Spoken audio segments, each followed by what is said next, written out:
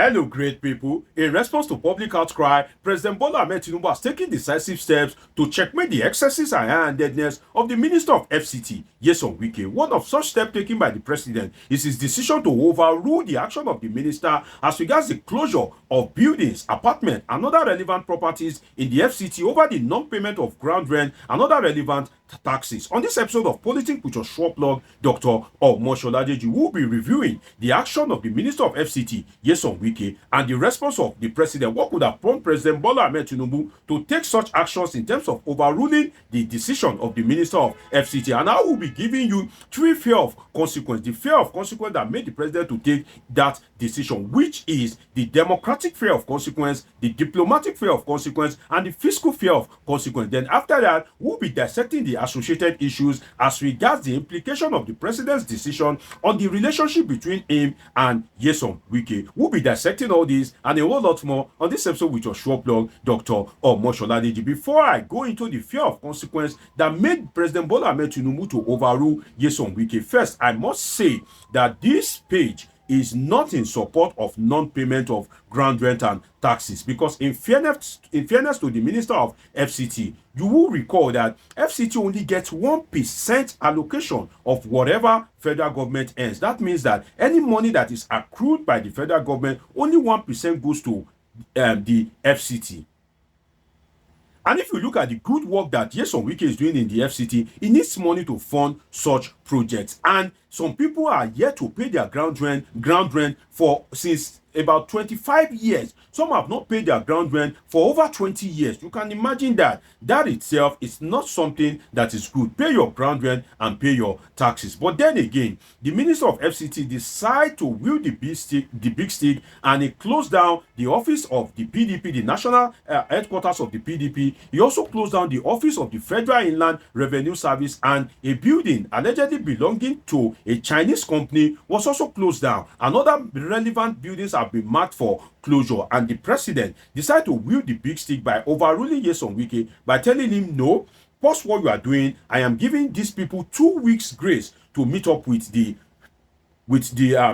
payment. So why did the president decide to take this decision after public outcry? I will give you three fear of consequence, and the first one is the democratic fear of consequence, in the sense that Nyesom Wike, despite he being a PDP member, decided to go and close the national headquarters.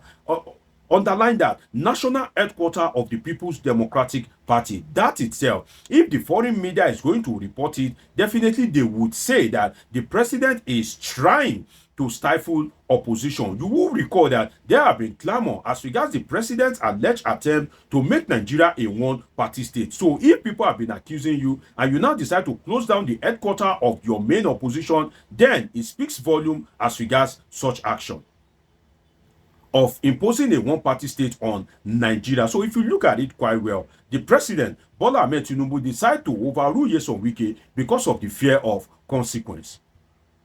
And it is justifiable, because let us look at something. If the papers, especially foreign media, if PDP were to be a viable opposition, if they decide to take this thing to the international scene, just imagine the headline: Nigerian government seal main opposition secretariat.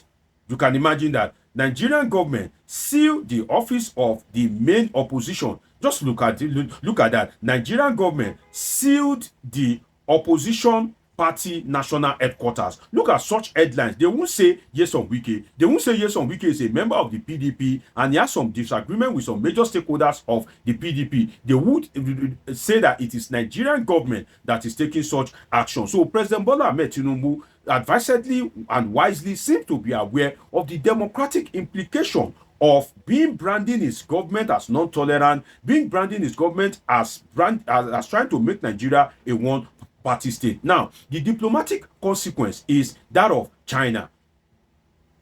One of the buildings that was allegedly closed belonged to a Chinese firm. And let's look at something. You are saying that Chinese firm is owing ground rent. But then again, Nigeria is owing China as well. So if you try to close down a Chinese firm just because they are owing ground rent, then imagine what China can do to you if it leads to a diplomatic role. If China now says that, okay, you two, you are owing us, definitely you are defaulting in this area and that area, okay, come and pay what you are owing us. So that itself can bring some diplomatic row. Let's imagine that that company is producing something, and based on the closure, the unexpected closure, that company suffered losses. If their raw materials got spoiled, or they kind of like suffer one or two loss like that, and they decide to report to the Chinese government, and the Chinese government decide to now have a diplomatic interface with Nigeria, then can Nigeria withstand the heat in terms of the benefit that we are getting from the Chinese government in terms of aid and in terms of loans and in terms of grants as well? So there's a diplomatic consequence in that regard. Now, the third consequence that would have prompted President Bola Tinubu to take such decisive step is the fiscal consequence.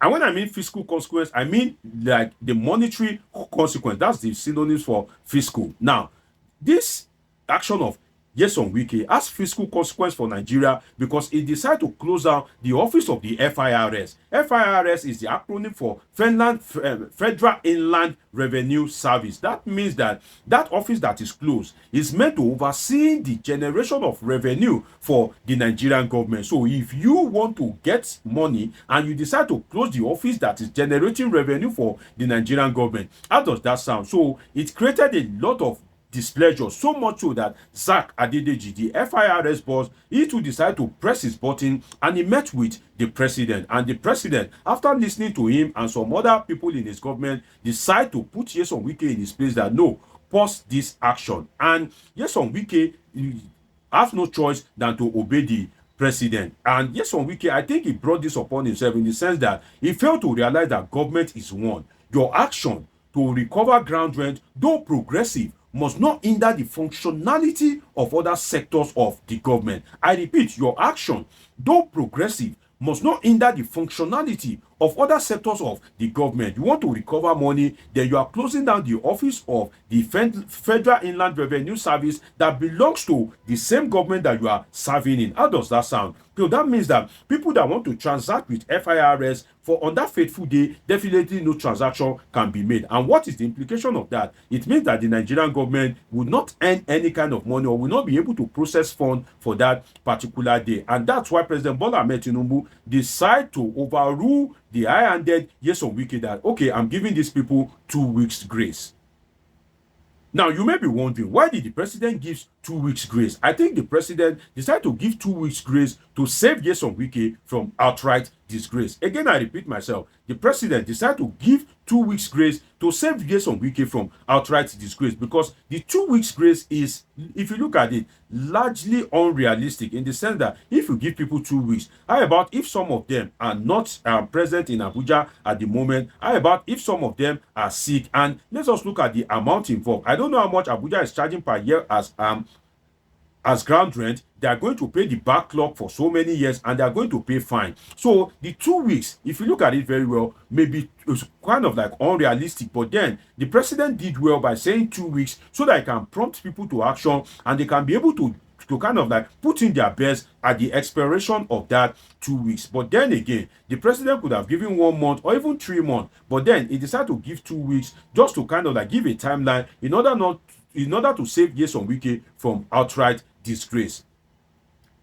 Nyesom Wike needs to realize that an appointee ought to carry his boss along before taking consequential steps. Imagine the step that the consequence that I just read out to you, the democratic consequence, the diplomatic consequence, and the fiscal consequence, all will kind of like affect the government, and the buck stops at the table of the president. So I think Nyesom Wike should have carried the president along. If he had carried the president along, then the president will not overrule him. So Nyesom Wike going forward needs to be very careful. He needs to realize that he is a minister and not a governor. As a governor, you can decide to act as you wish, but as a minister, you are an appointee of the president and you are accountable to the president. And Nyesom Wike needs to be very careful, because based on his high-handedness, people are beginning to call him a co-president, that is acting like president. Well, is that the case? Well, if you look at it, it is more of maybe than maybe not, in the sense that the amount of paid press conference that Nyesom Wike has granted, the amount of paid media charge that Nyesom Wike has granted is more than that of the president.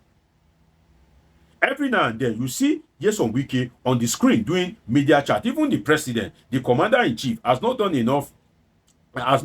that amount of media chat. So people are saying that, why are you acting like a president? And one of such people is the PDP stalwart Dele Momodu. And Dele Momodu had to write on his Facebook page to thank the president that thanks for taking decisive action. Nigeria now believes that Nigeria now believes that they have one president, that because Nyesom Wike has been acting like a co-president. Nyesom Wike needs to realize that he's an appointee and he is liable to the decision of the president. And if Nyesom Wike is not careful, should I tell you what Tinubu will do at the end of the day? As an appointee of the president, Tinubu may tell him that, okay, this before you take any action in the FCT, you should be reporting directly to me, try and interface with me, and let's reach a kind of like agreement before you take some decisive step. Or if President Bola Tinubu want to ridicule Nyesom Wike, you know, Nyesom Wike is somebody that likes power. He's very power-centric. If Tinubu wants to ridicule him, if he's not careful, especially with the word that is now trending that he's acting like co-president, Tinubu will just tell him